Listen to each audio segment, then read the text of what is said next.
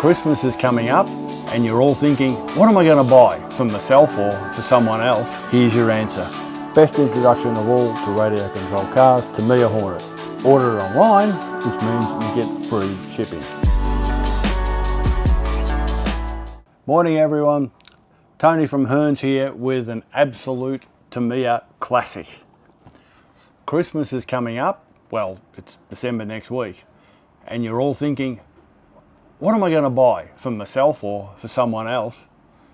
Here's your answer. The absolute classic Tamiya Hornet.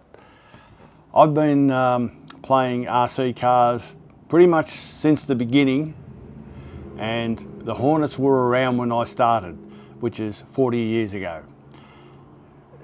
And they're still here now. That's an indication of where these buggies stand in terms of RC history. They were first released, I think, October '84 or something. I could be slightly wrong on that. And production went through to 1992. So that's a hell of a long run for a car.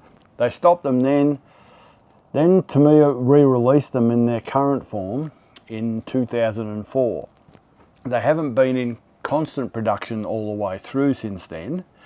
They tend to do a production run and then stop and then bring it back in a couple of years. That's the way that Tamiya do it with their cars. And as long as they keep making them, people keep buying them. Because as each generation comes along, they look at this and go, oh wow, they don't see it necessarily as a retro car. They just see it as, oh wow, what a cool buggy. And that's an indication of the timeless appeal of the Hornet. I mean, it just looks cool. Particularly, you look at the front, the box art, as always a Tamiya standard, and it just looks dynamic and amazing. You just go, oh wow, how cool is that? So you literally can't go wrong with a Hornet. Here at Hearns, we've just got a big stocking because we're anticipating quite a few sales for the Christmas period. I have to say, I've never owned one. I may well have to this time, now that we've got quite a few in, because it's just an iconic buggy. It's not a super performance thing, but it's a fun car. They're tough, you can do what you want with them, and they're hard to break. Parts are relatively easy to get hold of. You really can't go wrong. It's definitely got to be considered one of the RC classics. Let's unbox the thing and have a look at what's inside. Turn that round, let's go up to the top view.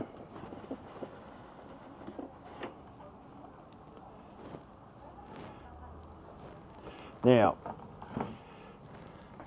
there's for those familiar with the original iteration of the Hornet, they used to come packaged differently with blister packs set over here, I think, and some of the major components were set inside a blister pack so you could actually see them. They've simplified that now for the current release, so you don't get that amazing appearance of the box when you first open it up, sadly, but nevertheless. Body shell, this I can see here, copyright 2004 Tamiya, so this is a new mold that they did for the re-release. It's not the same as the original. I'm sure there's some subtle differences. If you're a Hornet freak, you might be able to tell, but to me it looks the same. And the rear wing. Here's the classic Hornet bathtub chassis. Now on the original ones, it actually had grasshopper molded into it because the grasshopper and the Hornet both used the same chassis. I can't see, I can see the Tamiya mark here, but I can't see the part number where that's molded in to see whether this is still the same. I suspect it would have changed slightly because there were a few weak areas in the Hornet initially, and they probably took the chance to beef those up for the re-release. Let's go over here. Nowadays, you get a speed controller included in the kit. it just makes things easier. So you've got a speed controller and a motor, both come in the kit. All you need to do is add your own radio receiver, servo and transmitter, and obviously battery. It comes with standard Tamiya plugs, as you would expect. You can change them out for Dean's plugs or something else, but the Tamiya plugs work fine on a Hornet. You don't need anything capable of transmitting a whole heap of amps. The classic Hornet pin type tyres, they're not so great on the groomed surfaces of our off-road tracks these days, but for just bashing around on grass and everything, they're fine.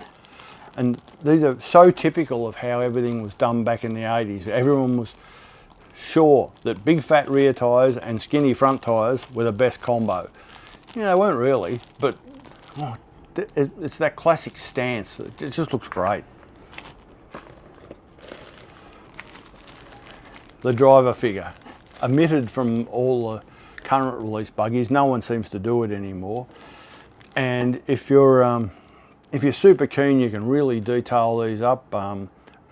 BJ, our model making guru here at Hearns, does a fantastic job of these, and it's worth putting a bit of time in. He's done some instructional videos on how to paint them to make them look realistic, so well worth your looking up if you get yourself a Hornet and you want to make it look pretty cool.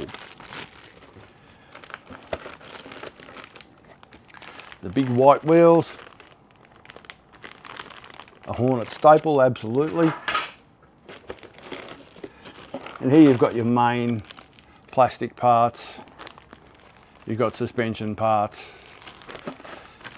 Here's the two gearbox halves where the motor and the rear axles are actually part of the gearbox housing.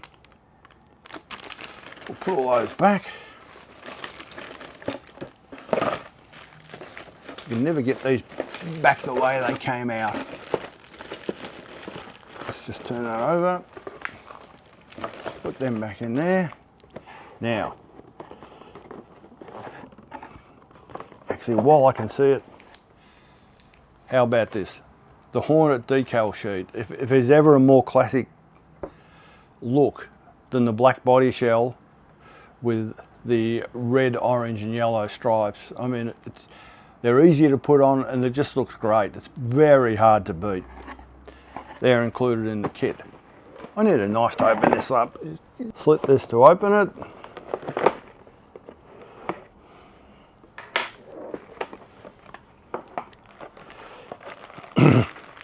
And this box, all the metal parts, quite weighty. Back in the mid-80s, metal parts were very common in buggy kits. Not so much now. These got a bit of weight to them. It's got all the shocker parts, the damper oil, because it does have dampened rear shocks, and the other metal bits, and the classic Tamiya spanner. The rest of the stuff in here is the venerable Mabuchi 540 motor. I don't know how many millions of these they must have made over the years. They're just about unbreakable. They're great. All the gears you'll need, there's another lot here for the diff gears, all in white nylon, and the front bumper, which in itself is an iconic shape. It's all, you can recognise the Hornet just from the shape of that. It's a great kit. You can build one in a relatively short time. I can build one in a couple of hours without any trouble. We'll put those back, and in fact, they're so easy to build. That's a completed Hornet. This one has actually been run a couple of times, even though it looks pretty new. And look at that. The classic silhouette of a Hornet. We'll just pull the body off, so you can have a look inside. All very simple, compact. You can see here, it's not independent rear suspension, it's a solid rear axle. So it's not perfect, but it works quite well. They can operate independently to some extent. And it's got that the way the suspension is set up, it's a characteristic of the Hornet, the way it goes around the track. You don't have a lot of, there's no actual shocks on the front, it's just springs, but there's no bump steer, which means that the steering doesn't move as the suspension goes up, so they track pretty well. This has got the 540 Mabuchi motor in it. That's where it differs from the Grasshopper. The Grasshopper uses exactly the same chassis and gearbox unit, but it had a 380 motor, which is much smaller. So you can see here, there's plenty of room in here. You can get your Speedy in here. This is a Tamiya Speedy in this one. I'm not sure what radio that is. Futaba, I think. Yeah, you don't need to be particularly fussy about this, just cable tie everything up. Like I said, simple car, easy to put together, and very much, I'd suggest, probably the perfect introduction to RC cars. It's all very well buying cars that are already pre-assembled, but there's nothing like building the car yourself to learn how it goes together.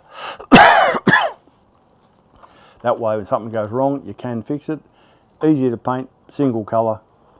Everything else is achieved with stickers, and you've got this thing that's just going to look super cool on your shelf, and it's got that wonderful air of nostalgia that I think you can't beat.